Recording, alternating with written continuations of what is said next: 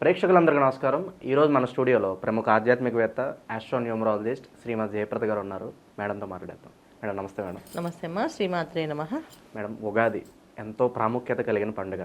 సాధారణంగా ఉగాది అనగానే ఆ రోజు మార్నింగ్ లేస్తారు, నీట్గా రెడీ అవుతారు, ఉగాది పచ్చడి తింటారు, గుడికి వెళ్తారు. ఇది కాకుండా అసలు ఉగాది రోజు పూజా విధానం ఎలా ఉండాలి, అసలు ఆ రోజు మనం తెలుగు వాళ్ళందరూ కూడా ఆచరించాల్సిన పద్ధతులు ఏంటి, చేయాల్సిన పనులు, చేయకూడని పనులు మీ మాటల్లో వివరించండి. తప్పకుండా. మనకి ఉగాది అంటే పచ్చడి తినడము ఏదో హాలిడేలా చేస్తారు ఇవాళ రోజున. ఉగాది అంటే ఒకప్పుడు ఉగాది అంటే కాస్త ఆడపిల్లలు ఇంట్లో ఉంటే పట్టుపావడలు వేసుకొని చక్కగా వాళ్ళు పువ్వులు పెట్టుకొని అలంకరణలు వేసుకొని కాస్త వాకిట్లో ముగ్గులు వేసి అందమైనది కొత్త సంవత్సరాది శుభాకాంక్షలు చెప్పుకుంటూ అందరూ కలిసి ఒక దగ్గర కూర్చుని భజన బృందంలా ఏర్పడి ఆ రోజు పొద్దున్నంతా అన్ని కార్యక్రమాలు అందరూ కలిసి కుటుంబంలో ఉన్న సభ్యులందరూ మంచి మంచి వంటకాలు చేసుకొని, అంటే షడ్రుచులు ఆ రోజు పులిహోర, పాయసం, పంచభాక్ష పర్వణాలు అంటారు కదా, అవన్నీ దద్దోజనం, ఇవన్నీ చక్కగా అన్ని పదార్థాలు వండి అందరూ ఇంట్లో ఉన్న వాళ్ళందరూ కలిసి పట్టు వస్త్రాలు కట్టుకొని చక్కగా కూర్చొని, అంటే మగవాళ్ళైతే లాల్చీలు అలాంటివి వేసుకోవడం, ఆడవాళ్ళేమో అన్ని పట్టు చీరలు కట్టుకొని చక్కగా వంట చేసి అమ్మవారికి కులదేవత ఎవరైతే వాళ్ళ ఇళ్ళలో వాళ్ళకి ఉన్న కులదేవతలు ఎవరున్నా కులదేవత నైవేద్యం పెట్టి వస్త్రాలు సమర్పించేవాడికి వీళ్ళు కలిసి అందరూ భోజనం చేస్తారు. ఇది ఒక పద్ధతి. కొన్ని ఇళ్లలో ఏంటంటే శ్రీరామనవమి చేస్తారు వేడుకగా.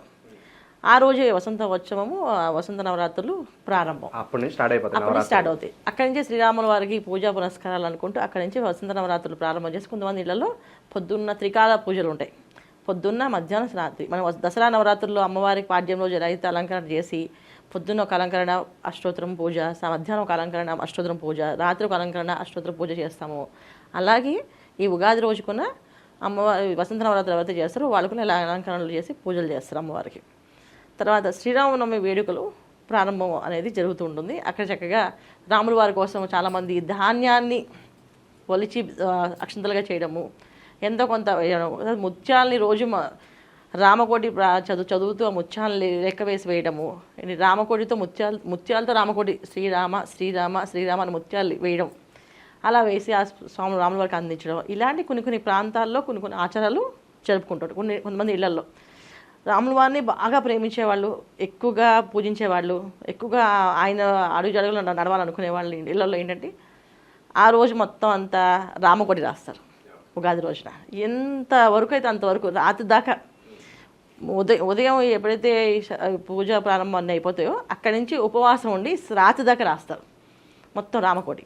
అలా రాసే వాళ్ళు కూడా ఈ ఉగాది రోజున ప్రారంభం చేస్తే అది వాళ్ళకి అంటే ఉగాది ఇప్పుడు సంవత్సరాది మనం ఏ పని చేస్తే ఆ సంవత్సరం అంతా అదే మంచి పనులు చేస్తామని చెప్పి అనే ఉద్దేశంతో కొంతమంది భక్తి మార్గంలో ఎక్కువగా భజన, తర్వాత పూజలు, తర్వాత వ్రతాలు, పిల్లలందరినీ పిలవడము, ఇంటికి పిలవడము, భోజనాలు, కార్యక్రమాలు. కొంతమంది ఏంటంటే చాలా ఆనందంగా సంతోషంగా ఆ రోజు ఎవరిని తిట్టకుండా ఎవరిని విసుకోకుండా నవ్వుతూ ఉండాలని డిసైడ్ అయ్యి ఆ రోజంతా ఇవాళ నన్ను ఎవరు ఏమి మాట్లాడించకండి, నేను నవ్వుతూ ఉందాం అనుకుంటున్నా ఇవాళంతా ఈ సంవత్సరంతో అలా ఉండాలని చెప్పేసి అని ఇలాగ ఉండం. ఇలా కొన్ని వాళ్ళే నియమాలు పెట్టుకొని ఈ ఉగాది రోజు ఇలా ఉండేవాళ్ళు. ఇవాళ ఉగాది అంటే ఒక హాలిడే కింద తీసేసుకుంటున్నారు. పొద్దున్న లేట్గా లేవడము, ఎప్పుడో లేచి ఎప్పుడో స్నానం చేసి కుదిరినప్పుడు గుడికి వెళ్ళడము, సాయంత్రం గుడికి వెళ్ళడం కాదు. ఉగాది రోజు చేయాల్సిన నియమం ఏంటంటే మనము ఈ సంవత్సరం అంతా కొన్ని విషయాలను వదులుకుంటే కొన్ని విషయాలు మనకు కలిసి వస్తాయి. అంటే ఈ కష్టాన్ని మనం రావద్దు అంటే ఇప్పుడు చాలామంది కాశీ వెళ్ళేది వస్తువులు వదిలేస్తుంటారు. అలా ఉగాది రోజున ఒక నిర్ణయం తీసుకోవాలి. ఈ సంవత్సరం అంతా నేను అధికంగా మాట్లాడను, లేకపోతే మౌనంగా ఉంటానో ఒక నిర్ణయం తీసుకుంటే వాళ్ళకి బాగా కలిసి వస్తుంది. ఎందుకంటే పూర్వము జాతకాలు పరిశీలనలు అనేవి ఉండేవి కాదు. ఉగాది రోజు వాళ్ళు ఏవైతే కార్యక్రమం మైండ్లో స్మరణకు వచ్చిందో, ఉగాది పచ్చడి తినగానే ఆ స్మరణకి ఏదైతే వస్తుందో ఆ స్మరణని వాళ్ళు ఫాలో అయితే ఖచ్చితంగా వాళ్ళకి మంచి ఫలితాలే ఉంటాయని చెప్పి పెద్దవాళ్ళు చెప్పారు కూడా. దాన్ని చాలామంది ఆచరించేవాళ్ళు, ఇవాళకి అలా ఆచరించే వాళ్ళు ఉంటారు. ఈ సంవత్సరం అంతా నేను పాలు మానేస్తాను అని చెప్పి చెప్తారు ఇంట్లో. సో పాలతో పదార్థాలు తినరు, పాలు తాకుండా ఉంటారు. సో దానివల్ల ఏంటంటే ఏదైనా వచ్చే కష్టాన్ని ఈ పాలు వదిలేం కనుక మేము సో అది కాస్త మనకి సుఖంగా మారే అవకాశం ఉంటుంది, ఒకవేళ కష్టాన్ని అనుభవించే శక్తి మనకు వచ్చే అవకాశం ఉంటుంది అని చెప్పి ఇలా లెక్క. ఇలా కొంతమంది ఈ నియమాలతో చేస్తుంటారు. ఇది ఉగాది రోజు సంవత్సరాది నిర్ణయాలు తీసుకుంటే ఆ సంవత్సరం వరకు ఆ కట్టుబడి ఆ నిర్ణయాలతో ఉండం. విద్యార్థులు బాగా చదువుకోవాలని అయితే అందరూ కలిసి ఇంట్లో ఏంటంటే చక్కగా లక్ష్మీ అమ్మవారిని, విష్ణుని ఆరాధించాలి ఈ ఉగాది రోజున. చక్కగా ఆరాధించి ఈ సంవత్సరం అంతా మంచి ఫలితాలే, మంచి ఆలోచనలతో మేము ఉంటాము, మంచి ఫలితాలే మాకు ఇవ్వని దేవుని ఇప్పుడు ఎప్పుడైనా సరే భగవంతుడు ఎలా ఉండాలంటే, మనం ఎలా ఉండాలంటే మన ఇంట్లో మన పిల్లలు మనకు ఎలా ఉండాలి మనం అనుకుంటున్నామో భగవంతుడికి మనం అలా ఉండాలి. అంటే మన ఇంట్లో 2 పిల్లలు ఉన్నారు.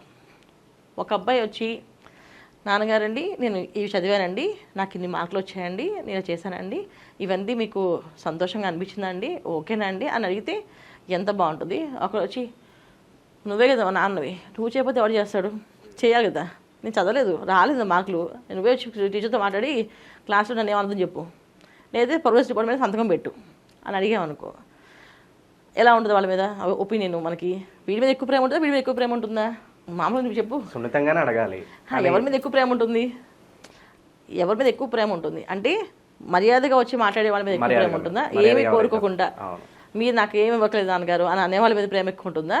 నాకు మీరు అన్నీ ఇవ్వాల్సిందే అనే వాళ్ళ మీద ప్రేమ ఎక్కువ ఉంటుందా? మర్యాదగా సున్నితంగా ఎవరైతే డీల్ చేస్తారో వాళ్ళ మీద ఎక్కువ ఉంటుంది. అయితే ధర్మం ఏంటి? కొడుకులు మంచివాడో చెడ్డవాడో వాళ్ళని పోషించాలి, అది ధర్మం. కానీ మనసుకి తను నచ్చిన ఆనందం ఏంటి? ప్రయోజకుడై మన 1 రూపాయి కూడా ఆలోచించకుండా ఎప్పుడూ గౌరవాన్ని ఇస్తూ, ఎప్పుడూ గౌరవంగానే మాట్లాడుతూ, ఎప్పుడు నాకు ఇది కావాలని అడగకుండా, నోరు తెచ్చుకుండా కూడా మన మీద ఇష్టం కదా. సో భగవంతుడి దగ్గర మనం అలా ఉండాలి. అప్పుడు భగవంతుడు మనం అంటే ఇష్టపడతాం. అంటే ఏంటి, నాకు కష్టాలు వద్దు భగవంతుడు అనకూడదు. ఏదైనా కష్టం వస్తే దానికి అనుభవించే శక్తి నాకు ఇవ్వ ప్రసాదించు స్వామి, ఎలా మార్గాన్ని నాకు దారి చూపించు స్వామి అనడము.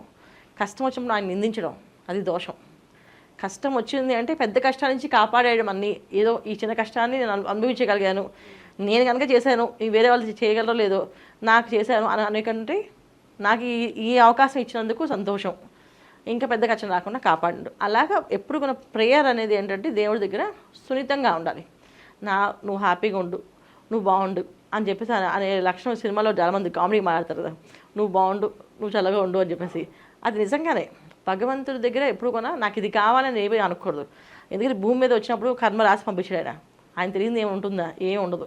కాకపోతే ఏదైనా కష్టం వస్తే దాన్ని అనుభవించే శక్తిని మాత్రం నాకు ఇవ్వ ప్రసాదించు స్వామి అని చెప్పి దండం పెట్టుకోవాలి. అలా ఉగాది రోజున కుటుంబం అంతా ఇంటిల్లి బాది చక్కగా కూర్చొని అందరూ కూడా దేవుడి దగ్గర దీపం ధూపం నైవేద్యం పెట్టాలి. కలిగిన వాళ్ళు తోచిన నైవేద్యం పెట్టి పూజ చేసుకోవాలి. ఏ పూజ చేయాలి? లక్ష్మీ అష్టోత్తరం, విష్ణు అష్టోత్తరం. ఎందుకంటే ఎప్పటికైనా కావాల్సిన ధనం మనకి. ఏ విషయంలో ఏ టైంలో అయినా ఏదైనా సరే మనకి కావాల్సింది బుద్ధి.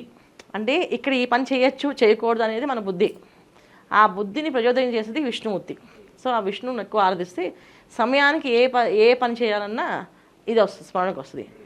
శివపార్వతులకు కలవచ్చు. అదే విష్ణు లక్ష్మి అంటే అన్న శివపార్వతులను శివపార్వతం కలవచ్చు. ఇద్దరు కూడా నా దృష్టిలో ఇద్దరు ఒకటే. విష్ణు ఆరాధన శివారాధన ఒకటే. దైవారాధన ఇంపార్టెంట్. సో దైవారాధన చేయడం అనేది ముఖ్యం. శివుడు ఇష్టం అంటే శివ అభిషేకం, రుద్రాభిషేకం చేయించుకోండి శుభ్రంగా. రుద్రాభిషేకం చేయించి చక్కగా అమ్మవారికి చేసుకోవచ్చు. లలిత పారాయణ పెట్టించుకుంటారు ఆ రోజున. ఎందుకంటే వసంత నవరాత్రులు అమ్మవార్లు కదా. చాలామంది ఉగాది రోజున 10 మంది ఇంటికి రావాలి, 10 మంది ఆశీర్వాదాలు కావాలనుకుని పెద్దవాళ్ళందరినీ మొత్తం ఇంటిల్లు 10ని స్నేహితుల్ని బంధువుల్ని పిలిచి లలిత సహస్రనామ పారాయణ కానీ ఇలా భజన కానీ చేపిస్తారు. దీనివల్ల ఏంటంటే మంచి శుభ ఫలితాలు. ఆ సంవత్సరం అంతా ఇలాగే ఆనందంతో 10 మంది మన ఇంటికి వచ్చి నవ్వుతూ ఆనందంగా వెళ్తే మళ్ళీ ఆ సంవత్సరం అంతా ఆనందంగా గడుపుతామని చెప్పి ఉద్దేశంతో చేపిస్తాం. ఇలా చేసుకోవచ్చు. ఇది ఉగాది రోజు చేయాల్సిన కార్యక్రమాలు ఇవి. ఉగాది పచ్చడి అందరూ కూడా దాన్ని వద్దు చీచా అని అనకుండా దేవుడి దండం పెట్టుకొని 1 స్పూన్ నోట్లలో వేసుకోవాలి. వేసుకున్నాక దాన్ని అదే ఎలా ఉందో దాన్ని దర్శించాలి వాళ్ళు. అంటే ఏంటి, చేదొచ్చిందా, తీపి వచ్చిందా, కారం వచ్చిందా, పుల్లగా అంటే పులుపు వచ్చిందా, ఉప్పుగా అనిపించిందా. ఇప్పుడు మీరు ఫ్లేవర్స్ చెప్తున్నారు కాబట్టి మనకు అధికంగా ఏ ఫ్లేవర్ అయితే తగులుతుందో ఆ సంవత్సరం అంతా మనకు అలాగే ఉంటుంది అంటారు. ఎంతవరకు నిజం మేడం? 100% అది నిజం. పూర్వం పంచాంగ శ్రవణం వినే ముందే ఇది వినేసి ఇది తిన్నాకే అమ్మో ఈసారి పంచాంగ శ్రవణం కూడా వినేదో నాకు ఇలా వచ్చిందని చెప్పేసి అసలు పంచాంగ శ్రవణం వినడానికి గుడికి వెళ్ళాలి. గుడిలో సాయంత్రం 4 గంటలకు చెప్పేవాళ్ళు పూర్వం. ఇప్పుడైతే మనకి మీడియాలో చెప్పేస్తున్నారు. కానీ అప్పుడు గుడిలో సాయంత్రం 4 గంటలకి ఈ పంచాంగ శ్రవణం అనేది ఉండేది. పొద్దున్న 11 గంటలకి లేదా మధ్యాహ్నం సాయంత్రం 4 గంటలకి. కొన్ని గుళ్ళల్లో 11 చెప్పేవాళ్ళు. కొన్ని గుళ్ళల్లో సాయంకాలం 4 గంటలకి చెప్పేవాళ్ళు. 4 గంటలకి చెప్పడం వల్ల ఏమవుతుంది, సాయంత్రం దాకా కాస్త వినొచ్చు, పొద్దున పడితే వంటలు హడావడి అని చెప్పేసి ఇలా ఈ పంచాంగ శ్రవణాన్ని విని ఏమవుతుందో తెలుసు. దానికి ముందే ఈ నోట్లో వేసుకోగానే పచ్చడి కారం వచ్చిందా, కాస్త ఈ సంవత్సరం నువ్వు కోపాన్ని అధికంగా తెచ్చుకోకుండా జాగ్రత్తగా ఉండమని. చేదు వచ్చిందా, మనం అంటే స్నేహితులు కానీ మనకి చేదు అనుభవాలు జరిగే అవకాశం ఉంది, కానీ చేసే కార్యక్రమాల్లో ఆచితూచి అడుగులు ఏమని అర్థం. ఉప్పగా అనిపించిందా, సో మనకి ఈ సంవత్సరం ఏ పనైనా చేసినప్పుడు మనకి విశ్వాసమైన వాళ్ళు కనిపిస్తారు, వాళ్ళతో మన స్నేహం చేస్తాము అని అర్థం. అంతేగాని మనకేదో ఉప్పు జరుగుతుందని, మనకేదో చెడు జరుగుతుందని కాదు. ఆ సంవత్సరం అంతా సప్పగా జరుగుతుందని కూడా కాదు. అది కాదు కాదు కాదు కారం అనేది వస్తే మాత్రం కోపం తగ్గించుకోవాలని అర్థం. ఎందుకంటే కోపానికి అధిక కోపం కానీ తీసుకుంటే ఇది ఇబ్బంది పడుతుంది.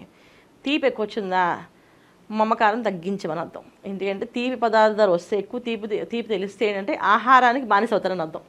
సో ఆహారం అధికంగా తింటే ఏమవుద్ది, ఏదైనా ఇబ్బంది పడతాం. సో అందుకే తీపి వచ్చిందంటే ఆహార విషయాల్లో ఇది ఏదైనా చురుకైన విషయాల్లో అంటే దూకుడు స్వభావం తగ్గించమని అర్థం. సో జనరల్గా ఏంటంటే మోసపోవడానికి, మాయలో పడడానికి అవకాశం తీపి పదార్థం. అది తిన్నామంటే మనకి జనరల్గా మోసపోయే అవకాశం ఉందని అర్థం. సో అందుకని జాగ్రత్తగా ఉండమని. ప్రతి దానికి ఒక్కొక్క దానికి ఒక అర్థం ఉంది. అయితే ఈ అర్థాలన్నీ ఏంటంటే పెద్దవాళ్ళు మనకి ఇవి ఇలాగ చెప్పారు. సో ఇవి శాస్త్రాలు ఉన్నాయా, శాస్త్రంలో విధానం ఉందా అంటే మనకు తెలియదు ఈ విషయం. పెద్దలు చెప్పిన విషయాన్ని ఇప్పుడు కాక మనం ఫాలో అవ్వాల్సిన ఆచరిస్తాం. ఇదే ఆ విషయం నేను మీకు చెప్పాను. సో ఉగాది పూజా విధానం ఎలా ఉండాలో మీ మాటలో చాలా అద్భుతంగా వివరించారు. మీకు కూడా ఉగాది శుభాకాంక్షలు మేడం. ధన్యవాదాలు. నమస్తే అమ్మ. శ్రీమాత్రే నమః.